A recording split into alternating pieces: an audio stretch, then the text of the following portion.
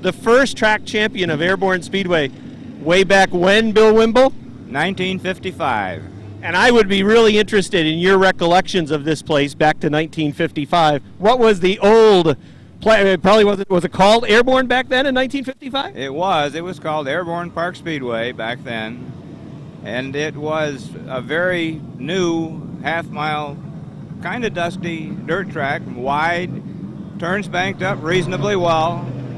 It was reasonably fast for a half-mile dirt. And the first year that they ran, and you've informed me that there was no track champion then in 1954.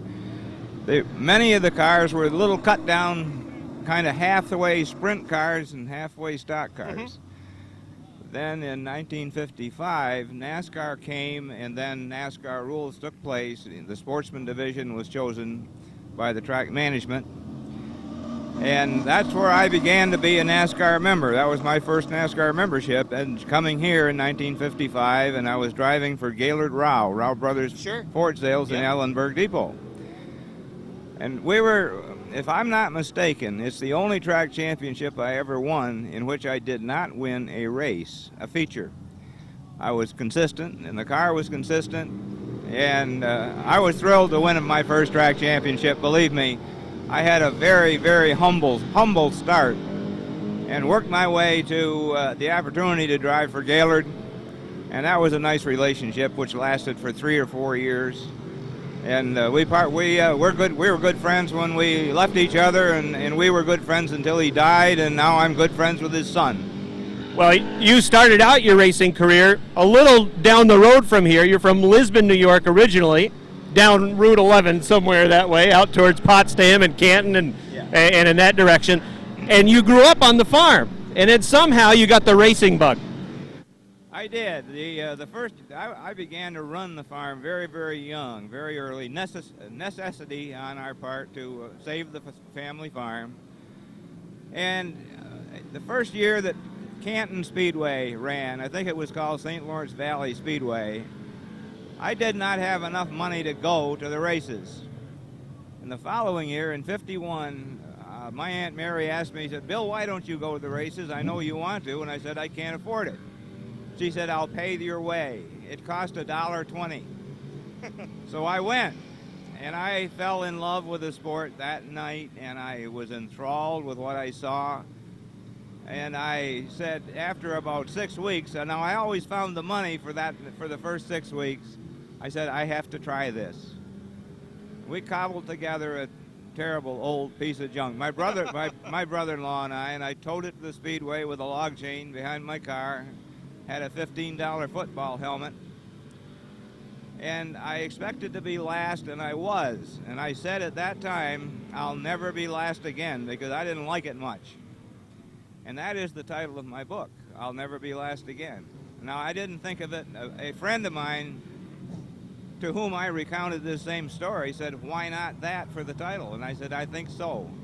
And that's the title of the book that you put together along with Lou Boyd from Coastal 181.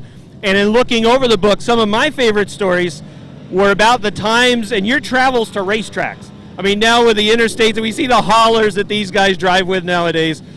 Some of my favorite stories in that book are the ones that you related about just getting to the racetracks and leaving from Plattsburgh after Plattsburgh rains out and trying to get down to Fonda. Right. Those were some different times. Those were some different times for sure. And the point bug bit me in 1957, and I decided I wanted to be state champion, and that's when I did those things that you read about in the book. That crazy stuff, unbelievable. But I was determined to be at every race that I could be at, and that's, of course, how you win titles, how you won national titles. I did the same thing the first year I was a national title. Ran every place there was to run. Ran well, much better than I did, say, in '57.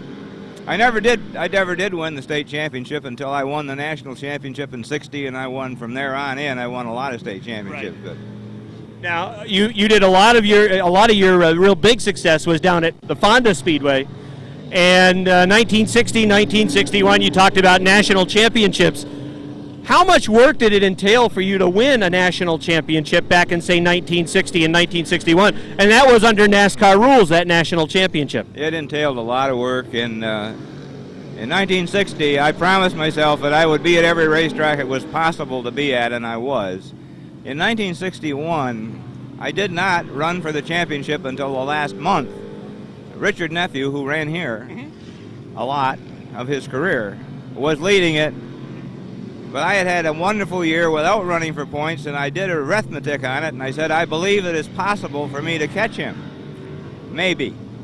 So I devoted the last month to running for points as well as wins. And as you probably know, we tied. I never thought it was a real tie, and he didn't either. However, later in life, I learned that it was a real tie. The man who had been responsible at the time for all of the point keeping up with the points and so on, said he tried every way he could to break the tie, and it was not possible. You know, there were a lot of great names from back in those times, a lot of fabulous drivers, many of them from upstate New York, who traveled to different racetracks like Airborne and others across the state. Talk about some of the names that you competed against back in the 1950s and into the 1960s. Well, there's certainly, you would start with people like Pete Corey, Jeep Herbert, Kenny Shoemaker, Richard Nephew, Ernie Reed, who ran here, I remember him well, Bill Rafter, there are so many, Steve Danish, Lou Lazaro came a little bit later, but there were so many great race drivers, and particularly they collected themselves around Fonda Speedway, which was known as the Track of Champions. So the best of the best competition was there all the time. And I loved it. I moved my base in 1958 down to the central part of New York State, ran Fonda, Monroe County Fairgrounds in Rochester, and so on. And it was just a great experience. I loved it. You know, as we got older and better, if you will, at our sport, I managed to get around the country pretty widely. Sure. Yeah, I mean, your experience is... Exactly so. In fact, I ran the last two races on the old Beach Road course before they built the Speedway. Right. And I ran on the Speedway a number of times in the Sportsman division from 60 through 68. I ran what was called Grand National then, now Cup, Sprint Cup. I ran that in 62, and we expected to run all of the 500-mile races that year. Unfortunately, we came in 11th. We could have come in better as far as running, but our pit crew didn't have a clue. We finished 11th, and we got $600. Now today, that would pay roughly $250, maybe more, maybe $300,000. Yeah. And I went back to NASCAR day after day, 3 days in a row, and I said, folks, I can bring you a lot of people from the Northeast, but there's got to be money someplace. It's impossible to do this that way. And they told me every day, Bill, there is no money. We tried one more shot at Atlanta, rained out, came home, went back, rained out again, and my boss, Dave McCready, who I was driving for, said, Bill, I can't do this. You'll have to decide whether you want to come back up north and drive my car, or whether you want to stay down here and up yourself, if you will, and become a star down there. And I didn't have a choice. I had a farm, I had responsibilities, and then I could make more money on the short tracks than you could running that circuit. Sure. I know you're still active nowadays as a race fan. You organize a trip to the Daytona 500 every year. What are your impressions of NASCAR today on the national level? Well, I don't know how qualified I am to have an opinion, but they certainly NASCAR has come a long way, baby, as we all know. Sometimes they have become a little bit too proud of themselves and too unwilling to listen to both the fans and the racers, but not to an extent that they have harmed the sport greatly. I just would like to be there myself and run it for a few days, and there's a few things I would change. However, I do admire what they have built. And I admired the Frances immensely, and I liked Big Bill, and I liked Little Bill. The newest France, I'm not so sure of. But anyway. Now I know the motto to your book and the title of your book, To Never Be Last Again, carried through into your family life and also has carried through into your message with your book. It really is, and Lou Boyd wanted to do what he called a crossover book, which is a crossover from a successful racing career to a successful business career. That's not unique, but it isn't terribly usual either. So he talked to me about this for a while before I agreed to do it, and I'm glad I did, because that is the message that we would like to give and maybe inspire some people to become entrepreneurial and to take a shot and go out and do your thing, try to be a success. And I've had a few people call me and say that they think that it is inspirational, and one person said, I think even that the book would be a good for a study group on entrepreneurialism. Because you think about it, from a farm in rural upstate New York to running major corporations the way you have, it really is a remarkable story, and what a life you've been fortunate enough. I couldn't put it better. I have been fortunate enough to lead that life. I've loved every moment of it. I wouldn't do anything differently if I had it to do over again. In spite of some of the huge mistakes I've made, I don't know any entrepreneurs that haven't made mistakes. I mean, it just doesn't work that way. If you take risks, you're going to win and you're going to lose. The whole idea is to win a few more than you lose. Well, at the same time, I enjoyed reading your book. If people, as they watch this now, of course, people here at the racetrack tonight will have a chance to pick up a copy of the book. But if they're watching this now, how could people go? Well, we'll be here tonight, and you can buy a book here tonight for cash or credit card, or if they wish to order one, we have all kinds of order cards that they can use. Can be done over the internet, can be done by telephone, it can even be done by mail. We give them all the ways they can do it. Of course, this is Coastal 181, Lou Boyd's company that does that, and he does a fabulous job. So if somebody were to do an internet search for Coastal 181, they would find the title of your book, and that would be a way for them to find it. That is exactly what they would find, you bet. Well, we're really happy that you're here. It's not often.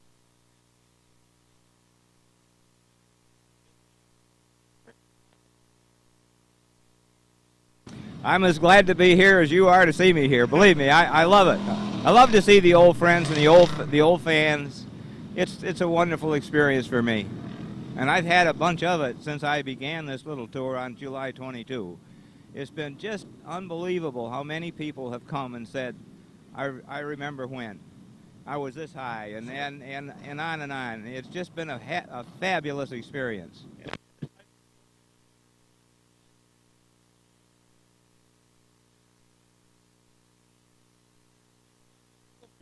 Thank you ever so much. Stay tuned. More Motorsports Magazine is coming right up.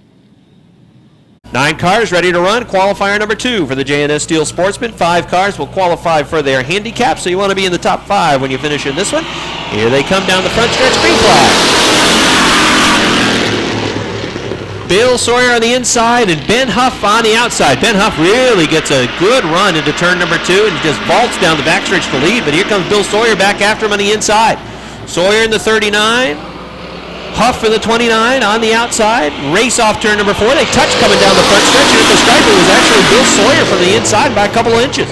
Now Sawyer bad loose, gets up into Huff, going into turn number 2. They box it up, they're 4 wide there for a second off turn 2. Look at Branham's move way down on the inside. Oh, there's contact. Sawyer's around, Branham's around on the infield. Ebersol gets a piece of it with the right front, yellow flag.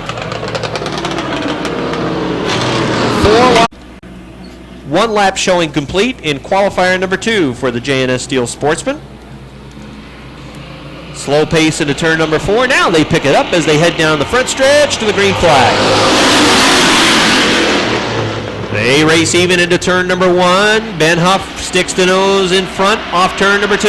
Now Rick Frenier comes back after him. Look at Toby Ebersol's move. He's making it 3 wide into the 3rd turn. Tyler Terry works on the extreme outside of the 44. Ebersol coming through on the inside in the 82. He's going to go right up to 4th. They touch coming along the front stretch. Buckle Branham coming through on the inside as well. Branham moving into the 6th spot with car number 20. Rick Frenier on the outside has the lead off turn number 2.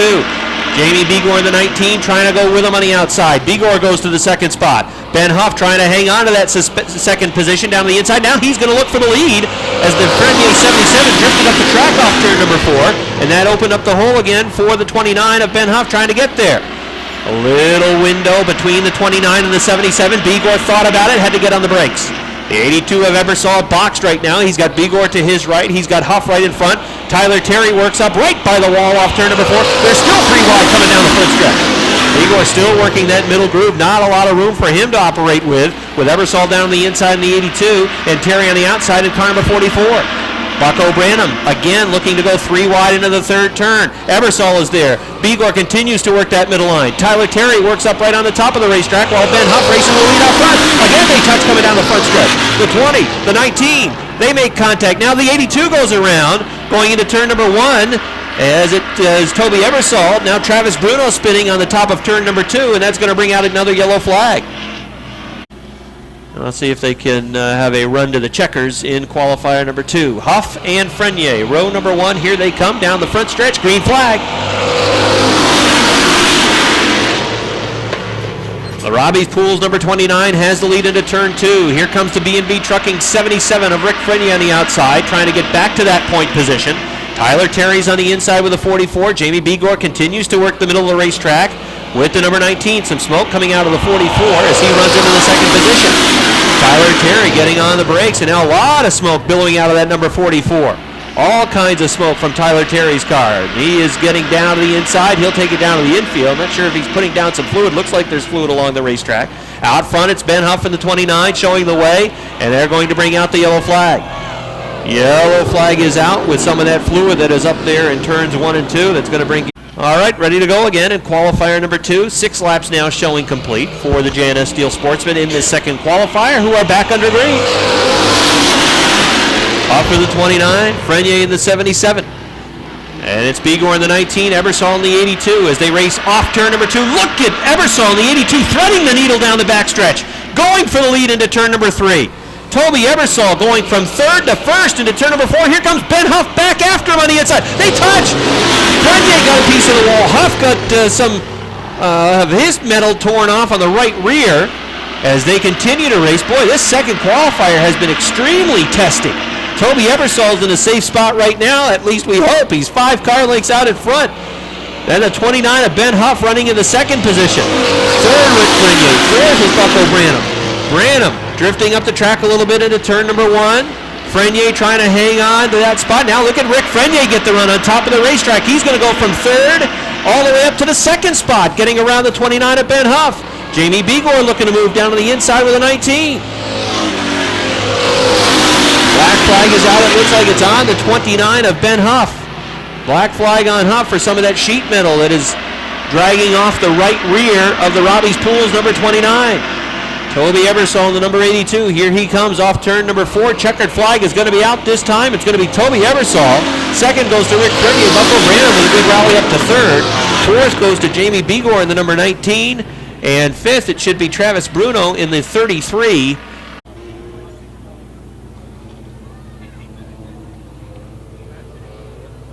A nice, slow, even pace off turn 4.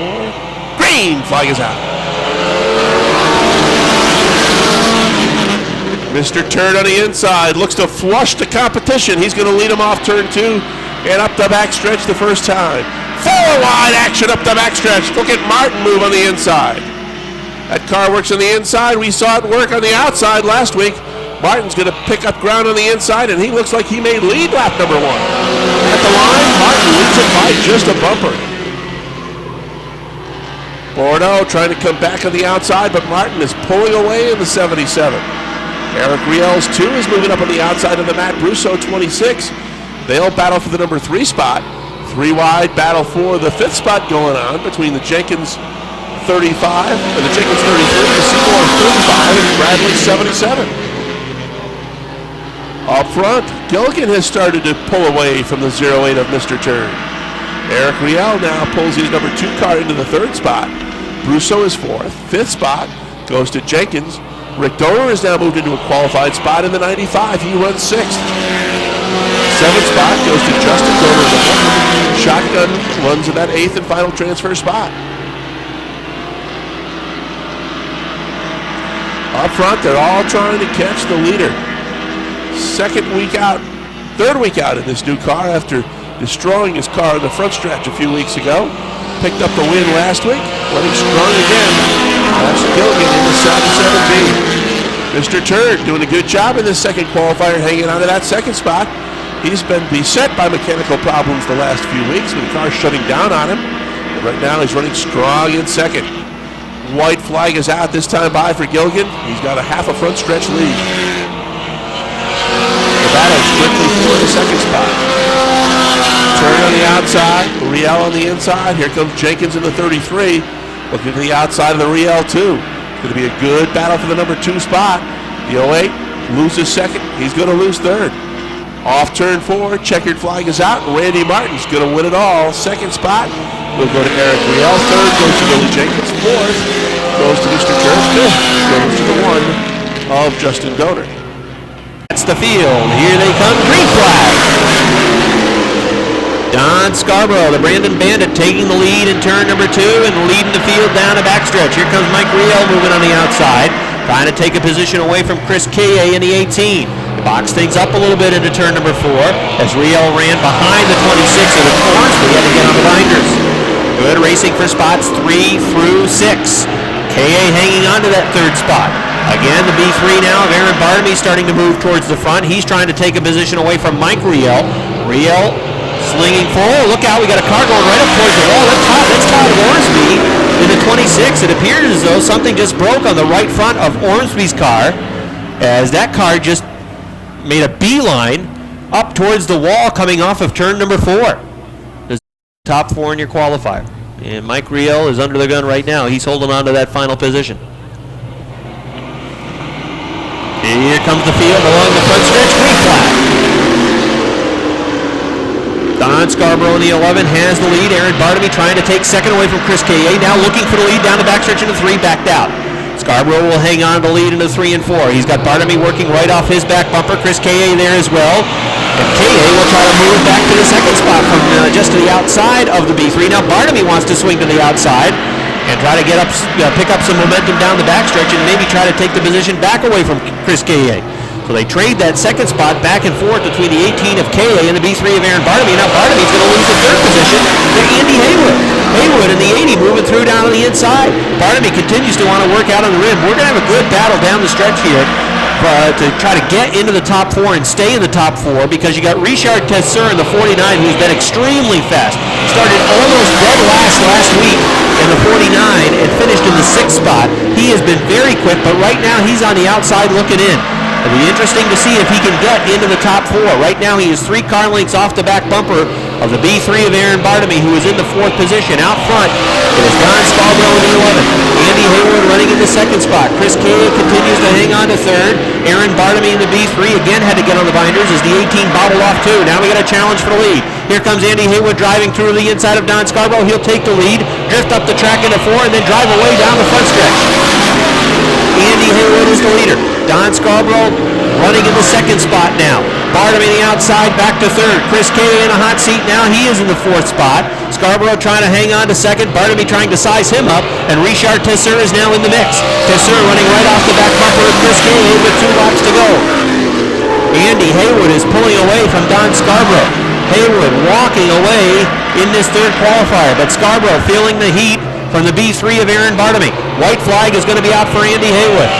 Hanging on to that 2nd spot is Don Scarborough, the Brandon Bandit, in the 11. Aaron Bartamy in the B3 again looking to the outside. Chris K.A. continues to earn the 4th position. Let's see if Richard Tesseur can take that position away into 3 and 4. Tesseur cannot. K.A. is going to hang on to that 4th spot. Checkered flag is out. Andy Haywood wins going away. 2nd to Don Scarborough. 3rd to Aaron Bartamy. 4th at the stripe. It looked like K.A. on the outside by about 2 or 3 feet. Richard Tesseur 5th. And then it's going to be Mike Riel in the 6th spot in the 0-2. How about 9 cars running, qualifier number 3, green flag.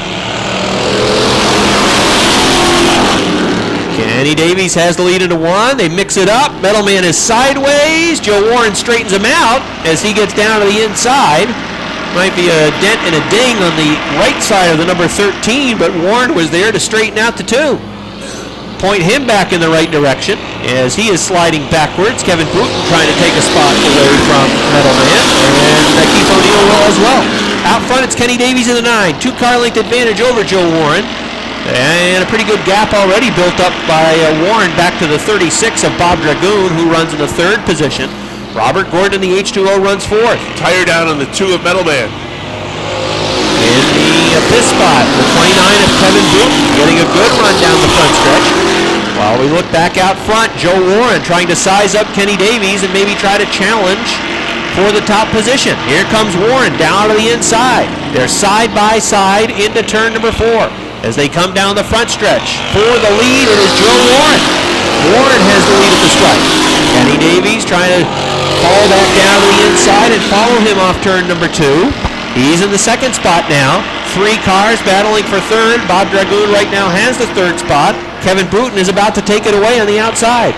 Bruton in car number 25 races off turn number 4, takes it right up against the wall, vaults along the front stretch, and he takes 3rd. Bob Dragoon is running now 4th. Robert Gordon running in the 5th spot. Keith O'Neill is 6th. Gordon with a little tap to the back of the 36, no problem there as Bob Dragoon is able to straighten it out. Robert Gordon has his hands full, racing for 5th now with Keith O'Neill in the number 0. O'Neill trying to come through to the inside. Robert Gordon hanging on to the 5th position on the outside. Joe Warren is opening things up on Kenny Davies in the number 9. Warren's lead is now about 7 car lengths. Then a good gap back to Kevin Bruton, who's trying to reel in Kenny Davies in that 9 with 2 laps to go. Bob Dragoon continues to hang on to the 4th position. And it's Robert Gordon in the H2O trying to get to the outside of Dragoon's car. Now perhaps 3 wide with some room for Keith O'Neill if he can get there on the inside down the backstretch, but he couldn't get there. Dragoon and Gordon battling it out for the 4th position with O'Neill with a great view. Running in 6th. White flag for Joe Warren. The Bud Light Lime, number 13, dancing to victory in this 3rd qualifier. Kenny Davies hanging on to 2nd for now. He's been chased down all right by Kevin Bruton. Bruton's trying to take 2nd away from him. Here they come off 4. Checkered flag is out. A win for Joe Warren. Drag race for 2nd. It's going to be Kevin Bruton, it looked like, on the inside. Then Kenny Davies 3rd. 4th will go to Robert Gordon in the H2O. And very close for 5th as well. Between the 0 and the 36, O'Neill and Dragoon. 8 cars, 7 of which will qualify. Off turn 4, green, flag is out. There were 11 cars that were scheduled to start this qualifier, so we've had 3 scratches from this first one. Cody Myers gets a good run from that 4th starting spot. He's going to have the lead by the time they hit turn 3. Myers coming off turn 4, he'll lead lap number 1. Here comes Durvage from the back of the pack. Durvage on the inside, battling right alongside Seymour's 357. There's a good 3-car battle heating up for the number 2 spot. Not for long though, Durvage quickly takes 2nd. He's going to bring Seymour right with him. Seymour will take the 3rd spot on the inside. The Fountain 77 drops back to 4th. Here comes Jason Blondo on the move in the 5-car. He moves with a couple of car lengths in the Fountain 77. Up front, Cody Myers has opened up 5-6 car lengths on the Josh Durvage 88. Blondo's moved his number 5 into the 4th spot now. Again, 7 cars will qualify for their handicap. Just one of these automobiles will not, and that will be the car that will start 15th. Myers leads the way, Durvage in the 88. Holding off the 357 of Kurt Seymour, who runs in the 3rd spot. Jason Blondo is 4th, Joey Fountain 5th. 2 to go this time by for the Superstar.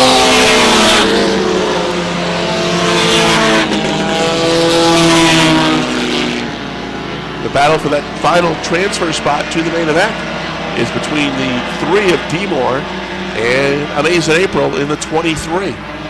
Right now, D-Moore starts to pull away a little bit from the 23 car. White flag is out for Myers.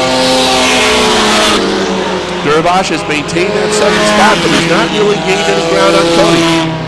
So Still about 5 or 6 car lengths behind as they head up the backstretch the final time. Seymour running comfortably in the 3rd spot, followed by the Blondo 5 and Jared McKee in the 24. Checkered flag is out. Myers will be your winner. Derby second, followed by Seymour, Blondo, and McKee round out the top 5 in car number 24.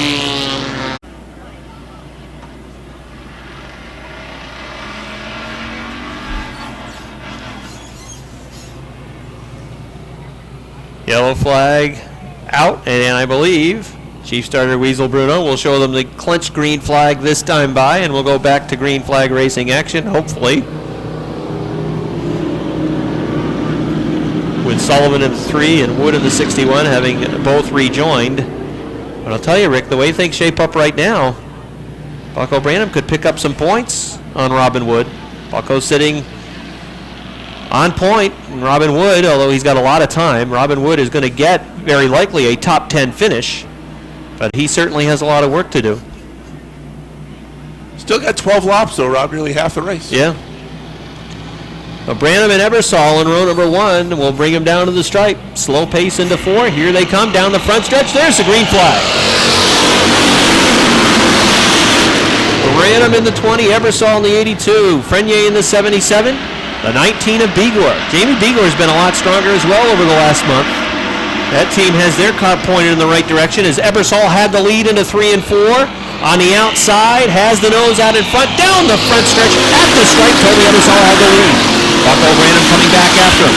Branham in car number 20 had the lead into 2, but look at the run that Ebersol gets on top of the racetrack. Down the backstretch. Toby Ebersol in the 82 has the lead into 3. Bucko Branham comes back after him. Slot car racing up front for the lead. Back and forth they trade. As they race on the front stretches, Ebersol again at the stripe by 2 feet. This is kind of shaping up like the finish a couple of weeks back. Ebersol on the outside, except Toby would like to see a little different. Oh, look at Bigor thinking about 3-wide move. Backed out of it into turn number 3. Jamie Bigor throwing his hat into the ring. He's in the mix as well. Side by side, racing down the front stretch. Again at the stripe, it looked like Ebersol by a nose in the 82.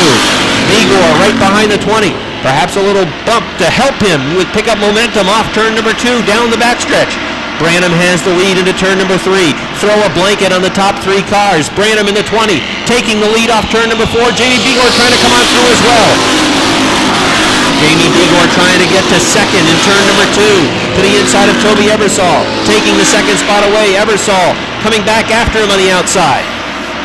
Door to door they run for the second position. Jamie Bigor has second, and he continues to move towards the front. Sideways that time off turn number 4 was Bigor. Ebersol trying to get back after him. Ebersol falls in line running 3rd. Chris Reeves the 00, the 77 to Rick Frenier. They touch running over into turn number 2. Jimmy Bushy is able to get a position away from Rick Frenier. Tyler Terry trying to move up in the 44. A lot of bumping and banging tonight in the Sportsman feature event. Bucko Branham is pulling away from Jamie Bigor. It is a 5-car length advantage for Bucko Branham over Jamie Bigor off turn number 2. Make it 3 car lengths down the backstretch. Toby Ebersol 3 car lengths behind Bigor running in 3rd. 4th is Chris Reeves. 5th is Jimmy Bushy. 6th is Tyler Terry in the 44. Then 7th it is Rick Frenier in the 77, and Robin Wood has raced back to the 8th spot with his car number 61. 5 laps to go for Bucko Branham. 5 to go and slowly pulling away. 3 car lengths last lap, 4 car lengths this lap down the backstretch as he races off of turn number 4, taking it right up by the wall. Jamie Bigor had a solid run getting to that second spot, but I'm not sure he's got anything for Bucko Branham tonight. Toby Ebersol running 3rd, Chris Reeves still 4th, Tyler Terry working to the outside of Jim Bushy trying to get into the top 5.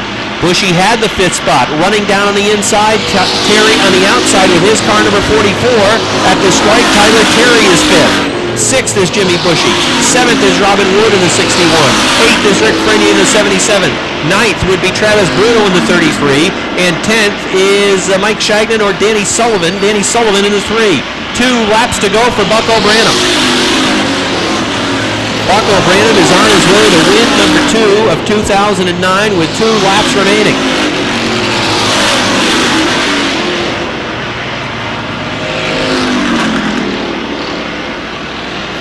Here comes Branham off turn number 4. White flag is out. maintaining a comfortable lead. Off turn number 2, final time for the J&S Steel Sportsman tonight. What a hairy night it has been for the Sportsman division. But when it is all said and done, here comes Bucko Branham off turn number 4. He gets win number 2 of 2009. Bucko Branham wins. Jamie Begor is second. Third is Toby Ebersol. Fourth, Chris Reeves. Fifth, Tyler Terry. Sixth, Robin Wood. Seventh, Jimmy Bushy. Eighth to Rick Frenier. Ninth to Travis Bruno. 10th to Danny Sullivan. Then Howard Stoner and Mike Shagnon to round out the top 12. All right, Rick, thank you very much. We're waiting for Bucko to climb out of his car. There he is. Have a nice round of applause for Bucko Branham, everybody. Win number 2 of 2009.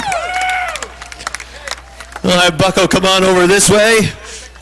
Boy, it was a wild night tonight for the J&S Steel Sportsman, wasn't it, Bucko? Yeah, the heat race was kind of tough. I kind of created my own mess there, but what are you going to do? The car was fast when we got here, and that's the problem I get when the car is really fast. I get too anxious, I guess, and tonight it was really good. Well, there was a break as well. Larry Underwood got sent to the back that helped you get closer to the front. Some side-by-side racing with Toby when you eventually took the lead. Yeah, me and Toby raced really good all the time. I got into him in the heat race, but he knows it wasn't intentional. So, yeah, things happen. And with your win, Robin was back about the 6th or 7th spot. He's going to close things up a little bit. I know you always say you're not running for points. You always want to get the wins. You get win number 2 tonight. Yeah, I'm working on that 5 number we're looking for this year, but it ain't going to happen, I don't think. No, Robin lives right next door to me. So long as we keep it in the yard, I'm satisfied. Well, congratulations on your second win. Thank you. All right, Bucko Branham wins the second of the year, everybody. Give him a nice applause. Mini modified main event. Ready to get the green flag. They pick it up off turn 4. Green flag is out.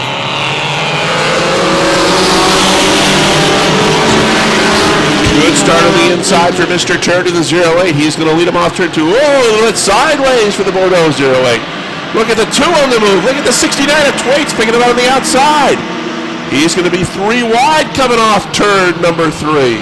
Twaits on the outside. Look at it, grab the lead at the line. Twaits by a nose. Trouble him.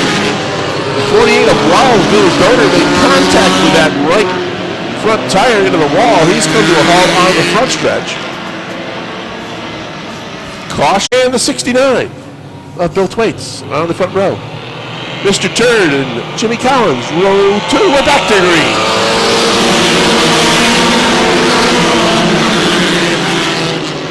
On the outside, Twaits sticks a nose in front. He's got more than a nose in front heading up the backstretch. Twaits is your leader. Here comes Riel back on the inside. A little bit of contact. Riel is sideways. Nice job by Eric holding on to that one. That could have been a big mess coming off turn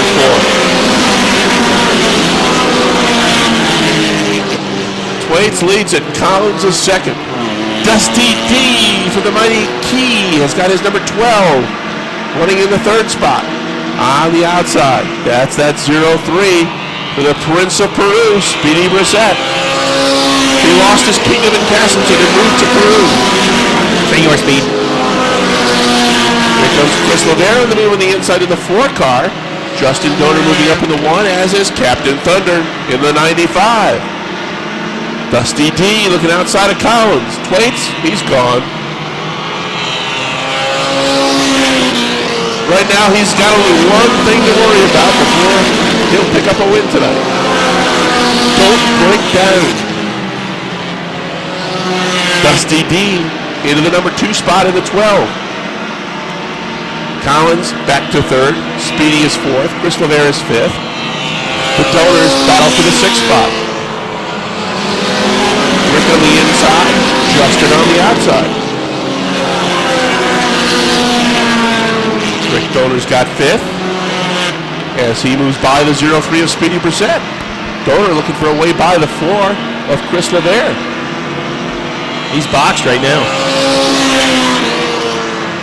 Some room opening up. 4 wide down the front stretch. Everybody got through. Nobody touched each other. Nice job of driving by Chris Lavere, Rick Donor, Justin Donor, and Speedy Brissett to make it 4 wide through turn number 1. Now they're 3 wide coming off turn 4. Donor is moved into the number 3 spot now in the 95. Justin Donor is 4th. Jimmy Collins is 5th. Chris LeVere now back to 6th in the 4. As Justin Donor looks to the inside of Rick Donor in the 95. That's a real good battle going on for that number 3 spot. Bill Thwaites and Dusty D for the Lighting King run 1-2. Thwaites with a nearly half backstretch advantage over the Dusty one. The Donors trying to close in on D. And they are. They cut that lead down to about 4 car lengths. It'll be 5 to go next time by for Bill Thwaites. Thwaites would take over the points lead if everything stays the way it is. If Donor can get into second, there'll be a 2-point lead for Thwaites going into next Saturday night. One way or the other, if he wins, he's going to be the points leader. Right now, it would be a 6-point lead if Rick Donor finishes in the number 3 spot. And he's still got 5 laps to try to get by Dusty. And he's right alongside coming off turn number 2. A caution would make this thing interesting. It's the last thing Billy Thwaites wants right now with a front stretch lead. I think one of the biggest disappointments in this one has been the 77 of Randy Martin. He just ran away with it last week, and he is really struggling tonight in that 77B.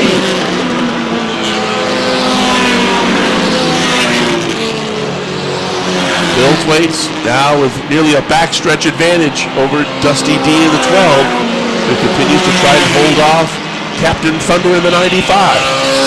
Donor now has the inside group coming off turn 4, and they are side by side at the line. 2 to go next time by for Monday's birthday boy. They've got 3 wide coming off turn 4 in front of Thwaites. He's hoping he does not have to encounter it. Rick Donor and Dusty D continue that good battle for the 2nd spot.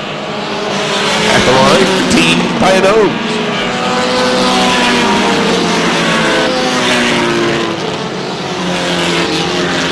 Bill Thwaites closing in on those lap cars, but it's only going to be 1 to go next time by. They should not pose a factor. The battle still raging on. Donor's now got 2nd. Rick Donor, Captain Thunder moves into 2nd. Dusty One is back to 3rd. Justin Donor's 4th, Chris LeVere 5th. Randy Martin has now worked his way into 6th. Bill Jenkins 7th. Checkered flag is out, making it look easy. Bill Thwaites wins it all. 2nd spot at the line. We'll go to the 95 of Rick Donor. Dusty D finishes 3rd. Justin Donor 4th. Chris LeVere rounds out the top 5 in car number 4. Scarborough, the 11, Mike Finney, the 38, are in control of the field. Here they come into turn number 4. Slow pace. Finney looking to go on the outside. Now Scarborough gets on the hammer on the inside. Green flag. Good read. Oh, they box it up into turns 1 and 2. Andy Haywood somehow hangs onto it. Martanois down to the inside. He's going to pick up a spot. Now trying to pick up 2 spots down to the inside. Look at Martanois moving the 90. Gets 2 spots. 1 from Trim, 1 from Foley, and he's already into 6th spot. Don Scarborough is the leader. Mike Finney runs 2nd. 3rd is Mike Wells. 4th is Max MVM. 5th is Chris K.A. 6th is Martanois. 7th is Andy Haywood. 8th, Brian Trim. 9th is George Foley. 10th is the pistol Patrick Dupree. Well, as they run right now, Martanois would become the points leader. But there's a lot of race to go. Mike Finney closing in on the back of Don Scarborough, the Brandon Bandit, looking for win number 1 this year. Here comes Finney, plowing through on the inside. Finney trying to take the lead. It's still Scarborough with the strike. Don Scarborough still had the lead. Look who's in 3rd. Martanois is in 3rd. He sees the leaders right in front. Martanois marching to the front. He started 12th. He's already 3rd in 4 laps. On a rail, Martanois closing in on Scarborough in 2nd. Mike Finney leading by a car length over Don Scarborough. But the man to watch is that 90. Here he goes to the 2nd spot. Martanois to 2nd. Meanwhile, Patrick Dupree running behind George Foley and Andy Haywood. Martanois is flying in the Gamache Truck Center number 90. Looking for win number 5 is that number 90 machine. He's just a half car length off the back bumper of the 38. He's got all kinds of time. If he wants to sit there and bide his time, waiting for Finney, sizing him up to make the move, he's got plenty of time to wait. But he doesn't want to wait. He's looking inside off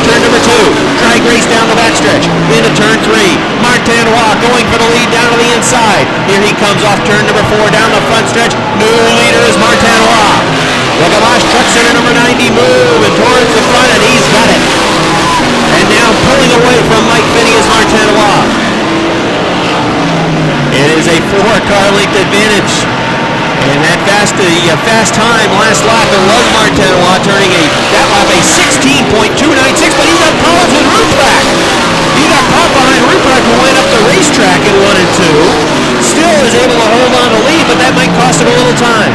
16.296 was the last lap for Martinois. This one will be slower because he got pinned behind that slower car. Martinois is the leader. He's checking out on Mike Finney. Max Mbien trying to get third away from Don Scarborough. 5th is George Foley. 6th is Mike Wells. 7th is Patrick Dupree. 8th is Chris Kaye. 9th is Brian Trim. 10th is Pierre Berthiaume in the run. 16.33 was the lap time last time for Martinois in that number 90. This time a 16.35, so he is running consistently in the 16.3 second range with his number 90 mount. Patrick Dupree trying to clear himself of some traffic, trying to chase down George Foley. Foley is flying with the 34F. Michel Bien goes down a lap from Martinois.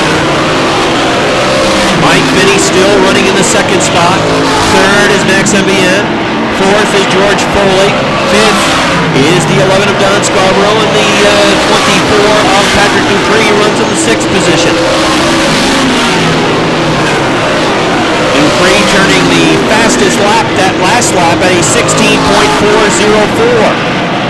But right now, he's got a whole bunch of track to make up on Martinois. Mike Finney is still 2nd. Max Mbien is still 3rd as they work around some slower cars. George Foley in the 24F trying to work past Bien in the 25 and get into the top 3, and he will along the front stretch. Bien continues to work along the rim. Good battle going for 3rd. Give it to Foley. Foley now begins pursuit of the 38 of Mike Finney.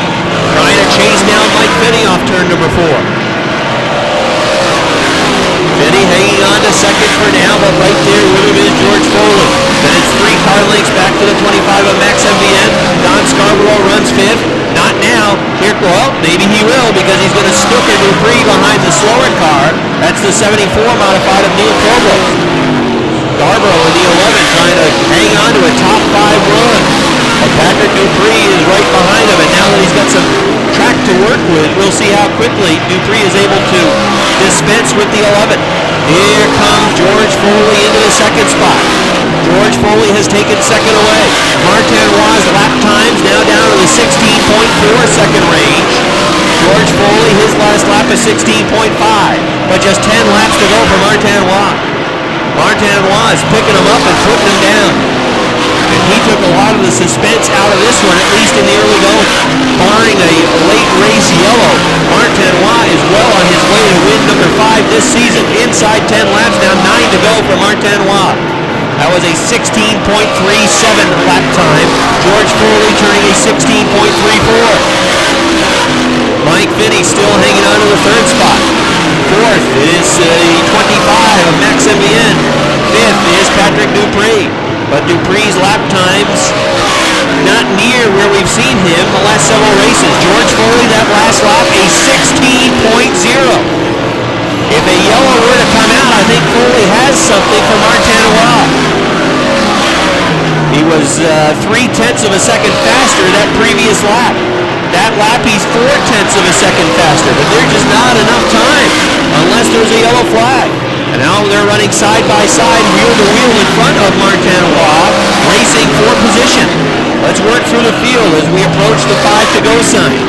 Martinois is the leader. George Foley runs 2nd. Mike Finney running 3rd. 4th is Max Mbien. Patrick Dupree is 5th. Don Scarborough is 6th. 7th is the 76 of Mike Wells. 8th is Chris Kaye. 9th is Leon Gagnon. 10th is Matt Woodruff. 11th is Brian Trim. 12th is Richard Tesser. 13th is Mike Riel. As 13 cars right now are on the lead lap. Gardner Stone just went down a lap, as did the 27 of Andy Kane. Blistering the field is Martin Awad. George Foley was 7/10 a second faster that last lap, but a lot of it had to do with the traffic that was running right in front of the leader. Foley's got 3 cars in front of him that he's going to have to somehow try to work his way through and around if he's going to chase down, and now they're running side by side, wheel to wheel right in front of him. Popsicle sticks are out for leader Martin Awad. George Foley is just starting to see him, but he's got no place to go right now. 2 to go for Martin Awad.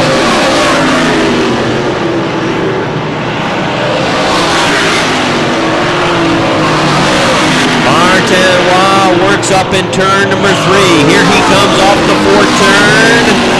White flag. George Foley continues to be mired behind slower traffic. He just has no chance to chase him down. Here comes your winner. Final time off turn number 4. Win number 5 of the year for Martin Awad, the Gamache Trucks under number 90. Second place, George Foley. The race for 3rd, Patrick Dupree. 4th, Mike Finney. 6th, it's going to be the 25 of Maxim Viet. 7th to Don Scarborough. The race for 8th, Mike Wells. 9th, Leon Gagno. 10th, Chris Kay. 11th, Matt Woodruff. 12th, Richard Tesseur. He's the final car on the lead lap. All right, thanks, Rick. Have a nice round of applause. Patrick Dupree hustles 3rd at the end. 2nd, George Foley, and look who's dancing again. Win number 5 for Napierville, Quebec's Martin Awad. And he's going to become the point leader as well. He should have a 2-point lead after win number 5. Thank you. He picks up 8 points on place finisher Patrick Dupree. Pat gets 42 points 3rd. 50 points going to Martin Awad with a win. And unofficially that means a 2-point lead for 10 coming into next week. Win number 5 for this team that is on a roll now. And Martin's English is becoming perfect because he speaks in victory so much. 5 times. Come on over, Martin.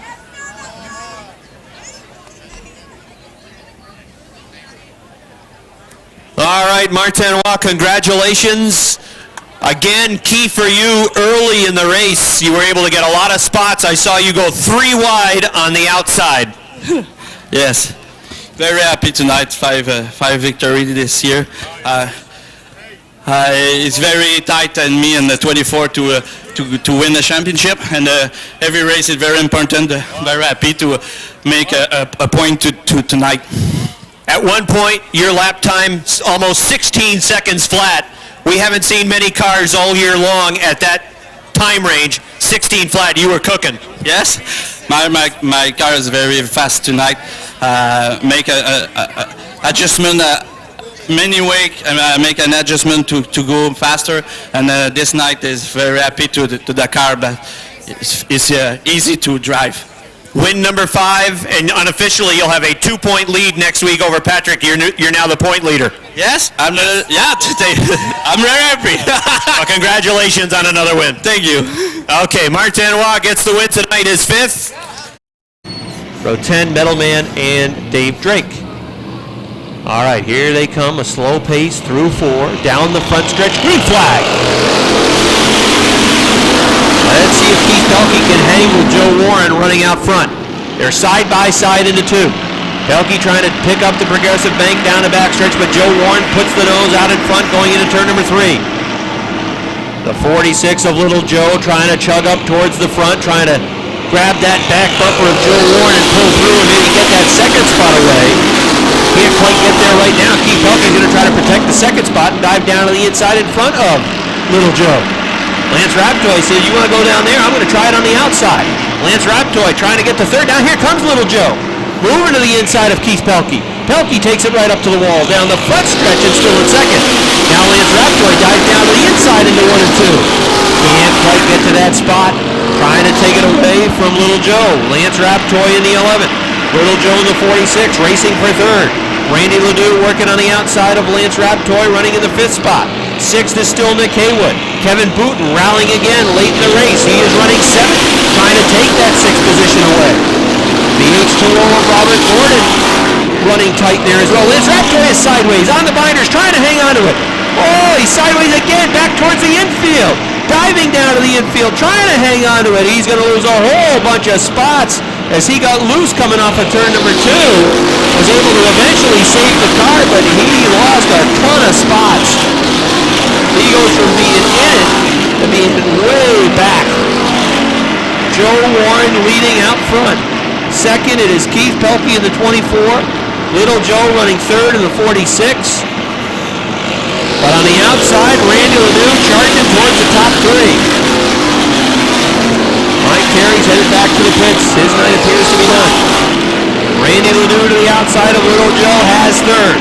Kevin Booten trying to get in. He is in the top 5, trying to get fourth away from Joe Daniels. Joe Warren continues to lead and build the lead. It is a 5-car length advantage now. Keith Pelkey in that 24, Randy Ledoux in the 47, takes it up on top of the racetrack. He's trying to chase down Pelkey for the second position. Inside 5 laps remaining for Joe Warren, looking for his first career Renegade feature event win. Will it happen tonight for him? Contact up in 1. They might be hooked. The 46 of Joe Daniels. The 25 of Booten is involved. Booten trying to get off the 46, trying to keep it rolling. The 46 is parked over in turn number 2, and that is going to bring out a yellow flag. A disastrous turn of events, perhaps, for Kevin Booten in the 25. Randy Ledoux looking for his third in the 47, runs in that third spot. It's going to shake out the final 3 laps. Here they come off turn number 4. Down the front stretch. Green flag.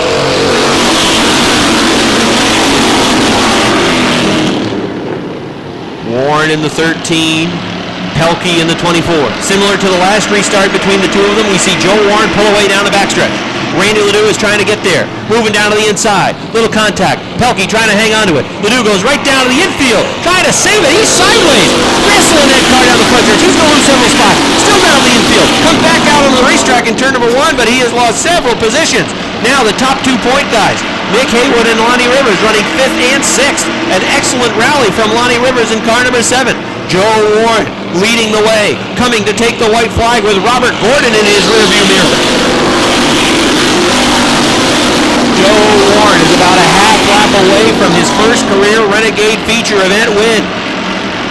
Robert Gordon trying to get his first win of the season in the H2O, but he's 2 car lengths behind. He is running out of time. Here he comes. First career win in the Renegades for Joe Warren.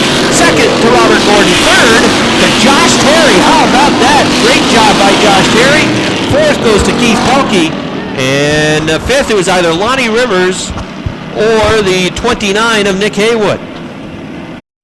All right, again, how about a nice round of applause for Josh Terry? That's his best career finish, finishing third in the 43. Second place for Robert Gordon, who drove a strong race in the H2O. And his first career win in a Renegade for West Chazy's Joe Warren in the Bud Light Lime number 13. And I would bet he'll have a big smile on his face when he hops out of this car.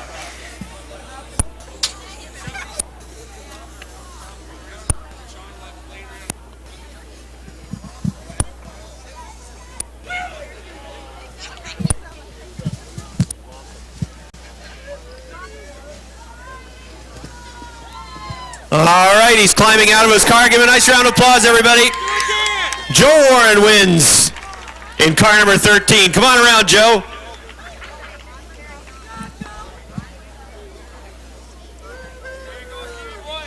All right, here's Joe Warren. Well, it wasn't that long ago that you were winning in the Warrior division, but I bet it seems like a long time for you. 2 years of trying, and finally here you are. Congratulations. Thank you, thank you. It's been a long time coming. I got a lot of people to thank.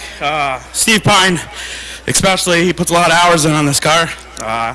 My mom, because if it wasn't for her, I wouldn't have been back here this week after the wreck last week. All my sponsors, the Green Room, Bud Light Lime, CNL Taxi, the Brookie's Pub, and everybody that's put time in on this car. I can't thank them enough.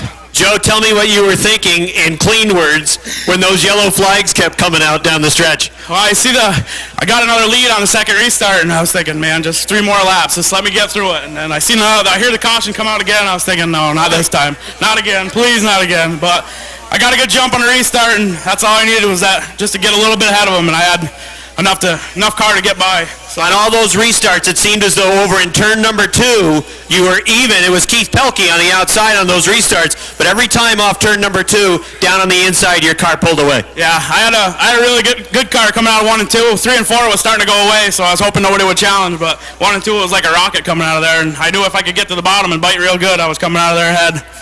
And now we add to your resume, Versatile Trailer Sales Renegade winner. Congratulations. Thank you very much. It's been a long time coming. All right, Joe Warren, everybody. Ready to go back to green. Next time by. They start to pick up the pace off turn 4. Back to the green flag. There on the inside opens up a car length advantage as Laporte tries to get the 45 down to the bottom of the racetrack. Here comes Joyle on the move. Here comes Collins on the move. They make a sandwich out of the Grape Ape. Now Seymour and Myers will try to do the same thing.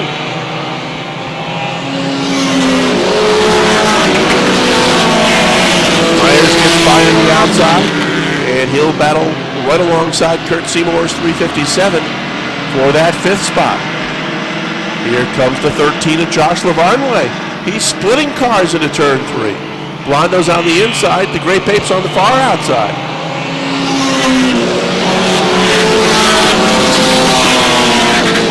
Josh Leclerc has opened up 6 car lengths on the 45 of Josh Laporte. And Bill Joyle and Chad Collins with a good battle going on for that number 3 spot. Collins running on the outside in the 22. Joyle running on the bottom of the racetrack in the 57. Little contact between those 2 cars as they came off. That allows Joyle to move into that 3rd spot. Collins is back to 4th. Good battle developing between the 357 of Kurt Seymour, the 75 of Cody Myers, the 5 of Jason Blondo, and now the 13 of Josh Lavarnway. Those 4 cars battling out for that number 5 spot. It's a good get back to the 21 of Scott Richard and the 88 of Josh Gervage, who would like to complete the top 10. Gervage now takes 10th in the 88, dropping Richner back to the 11th spot. The Bushy 79 runs 12th. Bordeaux running in the 13th spot. Jokin at his 14th. Bill Benson runs 15th. They are going to be halfway next time by. Josh Leclerc, the 7, is maintaining that big lead over the 45 of Josh Laporte. Collins flips it in the infield over 3 times. Yellow flag is out. Fire showing underneath the hood of the 22. Collins got sideways on the backstretch, went sliding into the infield and rolled it 3 times before it comes to a stop.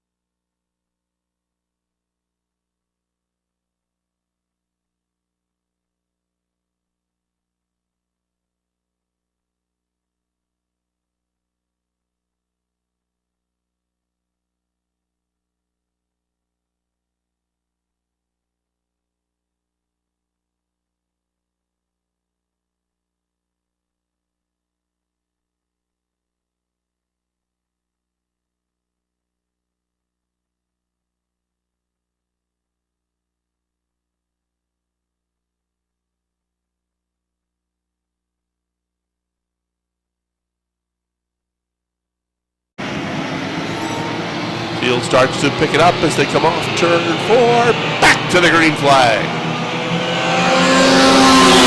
Now you go, just making that for the month. Thomas, here comes Billy Joyle, here comes Jason Blondo on the far outside. They try to get around the 45 with Josh Laporte, but he's battling right back on the inside. 3 wide action into turn 3. Blondo on the outside. He'll move up. Laporte coming right back. Contact off turn 4. Look out. Blondo rubs the wall. Nice job by Jason Blondo in the 5 car holding on to that one. That could have been a big mess at the front of the pack. There was contact between the 45 and the 5 as those cars came off turn 4. While that's going on, Josh Leclerc's opened up just a little bit of an advantage.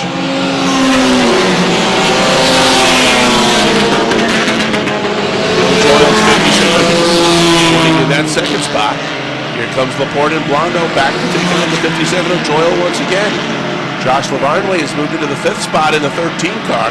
The Superstar sticking right with him in the 6th spot in the 75. Dervash 7th, Richner is 8th in the 21. 5 laps to go. Next time by for Josh Leclerc. He's maintaining his advantage over the Billy Joyle 57. Joyle's got a win earlier this season. Leclerc looking for his first of the season. 5 to go.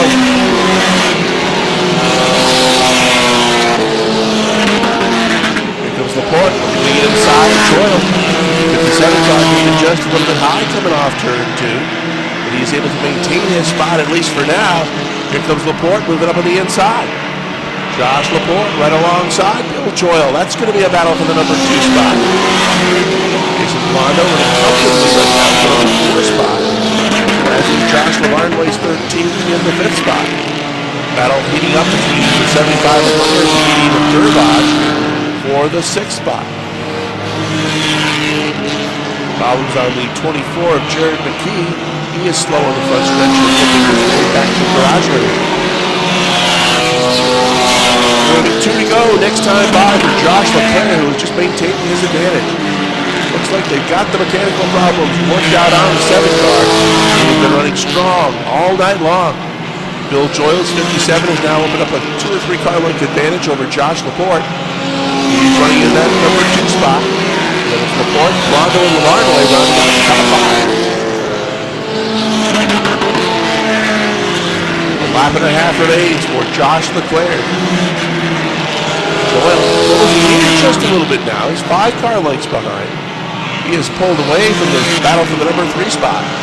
White flag is out. Josh Leclerc trying to hold off a hard charging Bill Joyle.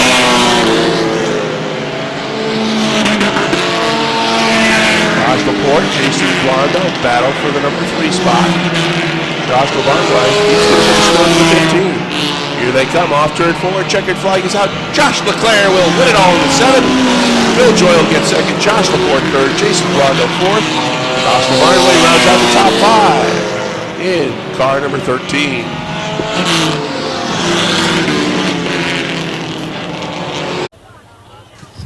All right, Rick, we'll get a word with Josh in just a second.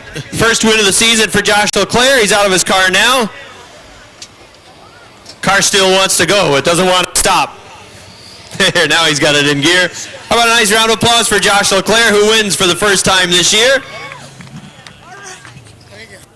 Is that a phone call from the president? No. Congratulations. Your first win. You've had a lot of bugaboos this year. It's nice to put them behind you, huh? Yeah, it definitely is. We've broken axles week after week and just have troubles to change the motor. Just got it done last night. This is awesome. So it certainly is gratifying after doing all the work, trying to get the car to victory lane. Finally, you're here. How's it feel? Just putting the motor in it and all that, and it makes it all the better from all the work. Well, congratulations. You got to the front pretty early in the race and then pulled away and maintained a pretty comfortable lead throughout. Yeah, I'd like to thank my sponsors, Chris Construction, Joe's Lawn Care, Boyd's Excavating, and all the rest of them. All right, congratulations on your first win. Go ahead. And a special thanks to Cale Frenier. All right, nice job, buddy. Good work. Thank you. All right, Rick, back to you for the final time. That will wrap up Motorsports Magazine for this evening from the Airborne Speedway in Plattsburgh. We've had some flip-flops in the points lead, Rob. One of them in the Ernie's Discount Tools Modifieds, Rick, where Martinois, 5th win, man. He was just flying, especially at the beginning of the race. One of those races where he built up a pretty sizable lead early on, and the other hard chargers in the field just couldn't run him down. But win number 5 gives him now a 2-point lead unofficially over Patrick Dupree going into next week's race with 4 races remaining on the schedule. So it's going to stay nip and tuck right down the stretch. The other change occurs in the mini-modified division, where by virtue of his win, Bill Thwaites gets the win. Second spot went to Rick Donor, so they'll flip-flop, and it'll be a 2-point lead for Thwaites coming into next week. That's right. Rick had a 2-point lead coming into tonight's racing action. Billy Thwaites gains 4 on him, so he'll pick up the 2-point lead going into next week with Billy Thwaites in the 69, the new point leader. And again, I would expect that battle down the stretch to stay real tight as well. It certainly is exciting for the fans. It puts a lot of extra tension into some of these different divisions. And if they stay tight, I think that will only build as we head down the stretch approaching September. Things get a little bit closer in the Renegades as Nick Haywood beats Lonnie Rivers, but just by 1 spot, and the win goes to Joe Warren. Yeah, so he'll pick up 2 points on Lonnie Rivers. Nick Haywood will pick up 2 points. So if memory serves me right, I think that's going to take the lead down from 8 points to 6. But good for Joe Warren. I mean, 2 years of trying. And last year, really, it must have been frustrating for Joe because he had success in his Warrior car, and he really struggled in the Renegade last season. But for him to get the first win, you could tell he was really happy in victory lane. Good for him. Yeah, another division where it gets a little bit closer is the Sportsman division. Robin Wood has some problems early on.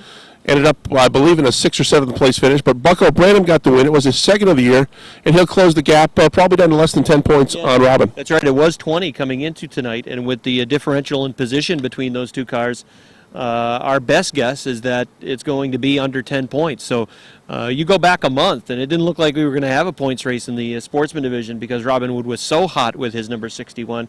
But Bucko Branham has been pretty consistent, and even though there was a lot of bumping and banging tonight in that feature event, when all said and done, Bucko Branham is there in victory lane. Jamie Bigor rallying as well towards the end of the season, running strong.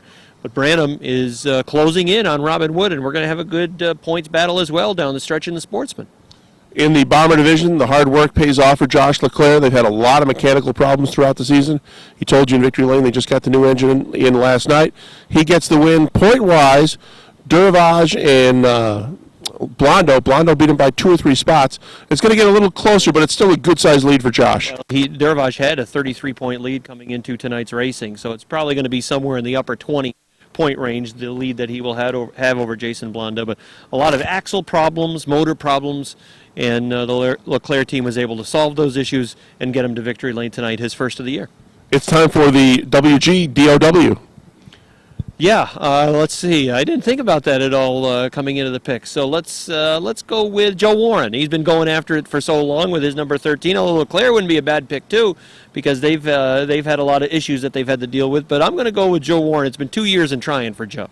Well, my pick is the guy who you said wouldn't be a bad pick. I'm going to pick Josh Leclerc. They've gone through real bad mechanical problems all season long, and it's good to see Josh in victory lane. So you and I have a split vote. That means Gene Gagne will decide it. Gene, your vote. Gene Gagne votes for Joe Warren, so Joe Warren is this week's Watson Glass Driver of the Week. Thanks to Jim Watson from the Watson Glass Company in Milton, Vermont. We also want to thank Brian McBride from Plattsburgh.com and Calvin Castine from Hometown Cable. Thanks to our videographers this evening, Gene Gagne from Outside Groove and Sam Zins. For Rob Knowles, I'm Rick Knowles. Until next time, have a good week, everybody.